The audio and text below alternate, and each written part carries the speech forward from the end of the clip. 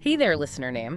Ready to, level up your water cooler talk? Okay. We're diving into today's news, hot off the presses, and giving you the insights to really impress. We've got the U.S. stock market, well, it's doing its post-election thing, some big companies making headlines, and, even a story about a plane that, it needed a bulletproof vest. Seriously. Wow, sounds like a lot to cover. We do. So first up, the U.S. stock market. It seems to be taking a breather after that initial post-election jump. It's almost like it's waiting for the next big thing, to react to. And that next big thing might just be the inflation data coming out later this week.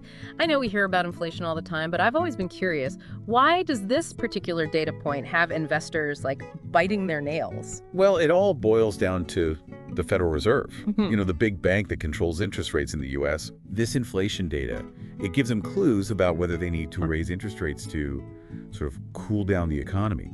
And those interest rate hikes, they have a ripple effect on everything. I mean, from mortgages to car loans to the cost of borrowing money for businesses, it's all connected, you see. So if inflation is high, the Fed might raise rates, which would make it more expensive for people to borrow money. And then that could slow down the economy. Is that what investors are worried about? Precisely. They're trying to anticipate what the Fed will do and how it will impact the market. If the Fed raises rates too quickly, it could, trigger a recession. But if they don't raise rates enough, inflation could spiral out of control. It's a real balancing act. And investors are watching every move. Got it. So a bit of a nail biter then. Meanwhile, across the pond, European markets are feeling a little shaky about who Trump might pick for a top diplomat role. The rumor is it could be someone who's known for being really tough on China, so-called China hawk. Now, I gotta admit, I'm not entirely sure what a China hawk is or how international relations can even mess with stock prices. Okay, let's break it down. A China hawk is basically someone who favors a very strong stance towards China, often advocating for policies like, increased military presence in the region or even economic sanctions. Now, as for how this affects the stock market, think of it this way. If investors sense tension brewing between countries, they start to worry about things like trade wars, political instability, and disruptions to global supply chains. All that uncertainty can spook them, leading to, stock market volatility. So even whispers of drama on the world stage can make investors hit the panic button. Oh, and speaking of things causing a stir, we can't ignore Bitcoin's climb towards that $90,000 mark. Some are saying it's linked to Trump, who, might be a crypto fan. Is there any real substance to that connection, or is it just hype? It's really hard to say for sure. You see, Trump's stance on cryptocurrency has been a bit of a roller coaster. His previous administration had some concerns, but his recent win has definitely fueled speculation about a potential shift in policy. This, combined with Bitcoin's growing mainstream acceptance, could be driving the price up. But as with any investment, it's always wise to proceed with caution. Good advice. Okay, let's shift gears a bit and talk about what's happening in the corporate world. Home Depot seems to be feeling pretty good about the rest of the year. They're actually raising their sales forecast, even though most people I know are putting those big home improvement projects on hold. Apparently, contractor crews are keeping them busy. What does this tell us about the economy as a whole? Is it a good sign or a sign that, things are shaky for everyday consumers? That's a great question. And it points to a potential disconnect between, consumer spending and corporate performance. While regular folks might be cutting back, large-scale construction and renovation projects, often driven by, say, businesses or government contracts, those could be the ones propping up Home Depot sales. So it's not necessarily a clear-cut indicator of how the average person is doing financially. So it's a bit of a mixed bag then. Exactly. Okay. Now, for a story that's, a bit more intense, JetBlue is grounding all flights to Haiti until December 2nd because, get this, one of their planes got shot at on the way back from Port-au-Prince. And this follows a similar incident with a Spirit Airlines flight. Kind of unnerving, isn't it? It is. Is this a sign of bigger problems in Haiti? Unfortunately, it is. Haiti has been struggling with escalating gang violence and political instability for a while now. These incidents highlight the very real risks involved, which are naturally going to make people think twice about traveling there. Yeah, I can see why people would be hesitant. And for airlines, This presents a whole new set of challenges. They have to worry about the safety of their crews and passengers, potentially deal with flight cancellations, and figure out how to navigate these, security risks. It's a tough situation all around. Definitely not the kind of news you want to hear, especially if you are planning a Caribbean getaway. Speaking of dodging bullets, Shell just dodged a figurative one. They won an appeal against a Dutch court ruling that wanted them to, drastically speed up their carbon emission cuts. This is a pretty big case, so I'm curious, why did Shell win, and what does it mean for, the fight against climate change? This was a landmark case, and it really boils down to a debate about how fast companies should be forced to transition away from fossil fuels.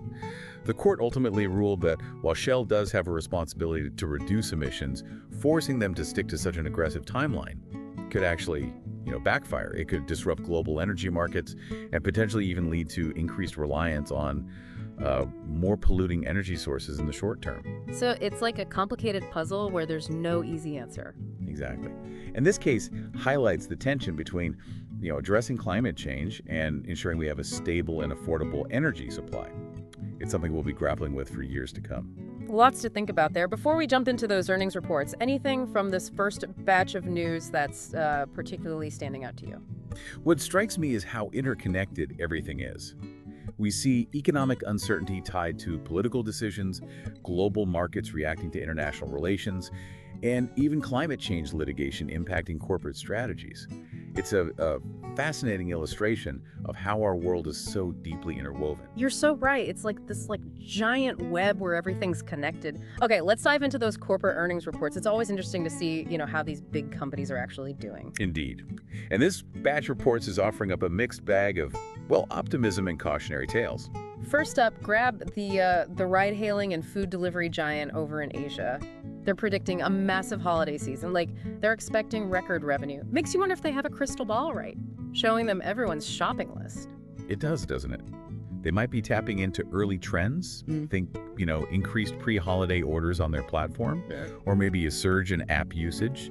It could also be that they're anticipating a boom in travel and leisure activities as people look to relax and unwind after what's been, let's face it, a pretty crazy year. Makes sense. And speaking of shelling out for experiences, Live Nation is also raking in the cash despite those sky-high concert ticket prices. Seems like people are willing to pay a premium for those live events, even if it means cutting back elsewhere. This suggests a fascinating shift in consumer behavior. Even with economic uncertainty looming, people are prioritizing those in-person experiences. It speaks to the enduring power of, live music and events. There's just no substitute for that shared energy and excitement. Totally. Okay, and On Holding, the trendy running shoe brand, is also riding a wave of success. They're raising their sales forecast, banking on those holiday shoppers. I guess comfy shoes are a must-have this year, even if it means skipping that fancy dinner out. It's intriguing to see how certain industries are thriving, even as others struggle. This might indicate a resilience in consumer spending for specific categories, particularly those focused on, say, comfort, wellness, personal well-being, athleisure, home fitness. These are areas where people are still willing to invest, even when they're being more cautious with their overall spending. It's like people are choosing where to splurge and where to save, so it's not all doom and gloom, but some businesses are definitely feeling the pinch more than others. Like Tencent Music, the Spotify of China, which took a bit of a hit, seems the government's crackdown on online gambling is impacting their social entertainment business. This really underscores how government regulations, especially in rapidly evolving markets, can have a significant impact on a company's bottom line. Businesses need to be agile, ready to adapt. It also raises questions about whether Tencent Music needs to diversify its revenue streams and become less reliant on, just one sector. Makes sense. So from all these earnings reports, what are the biggest takeaways for, the average person? What trends should we be paying attention to? Well, firstly, we're seeing a lot of variation across different sectors. Some industries, like, say, home improvement, entertainment, they seem to be weathering the storm quite well, while others, like tech and social entertainment, are facing more challenges. This suggests a nuanced economic landscape where specific sectors are proving more resilient than others. Secondly, we're witnessing a shift in consumer priorities, with people placing a higher value on experiences and personal well-being, even in the face of economic uncertainty. And lastly, we're seeing the impact of government regulations and how companies need to be adaptable to survive in these, ever-changing landscapes. Got it. So it's not all sunshine and rainbows, but it's not a complete disaster either. It's all about adapting and figuring out how to thrive in this new environment. Speaking of adapting, it looks like Cardinal Health is on a bit of a shopping spree, snapping up companies left and right. They're taking a majority stake in GI Alliance, which is a gastroenterology care platform, and they're also buying a diabetes medicine provider called Advanced Diabetes Supply Group. Seems like they're going all in on healthcare. What's the strategy here? This is a classic example of a company's strategically positioning itself for future growth. Both gastroenterology and diabetes care are, expanding markets, driven by an aging population and the rising prevalence of these conditions. By acquiring established players in these fields, Cardinal Health is not only diversifying its portfolio, but also gaining a competitive edge. They're essentially getting ahead of the curve. Smart move. Is this a sign of a bigger trend in healthcare? Absolutely. We're seeing a clear trend towards consolidation and specialization in the healthcare industry. Companies are seeking economies of scale and deeper expertise in specific areas.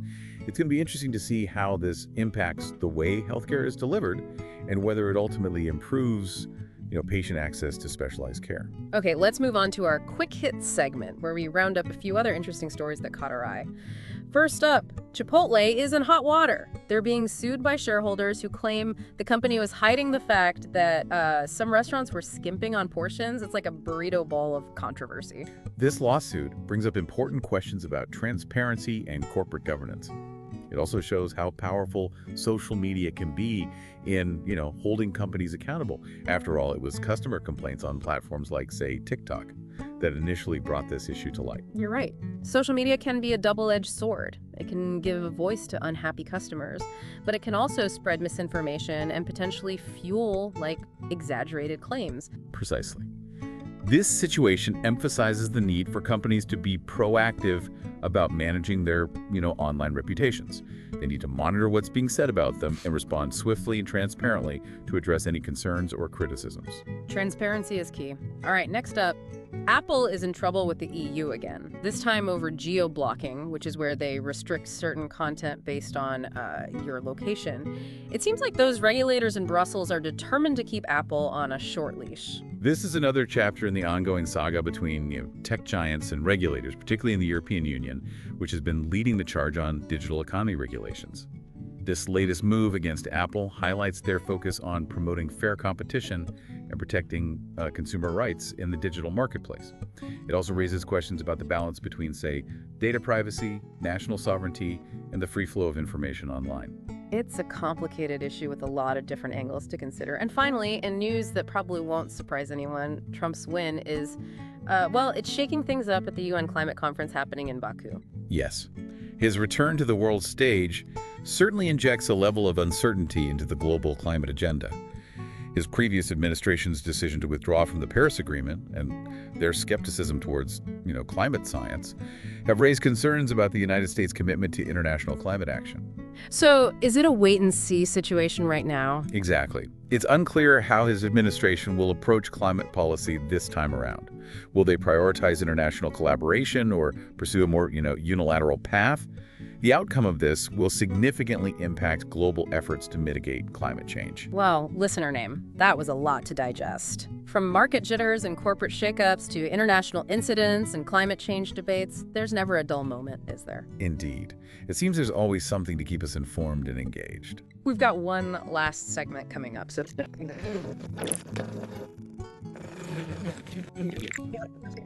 remember how some companies like Grab and On Holding are betting big on a surge in holiday spending?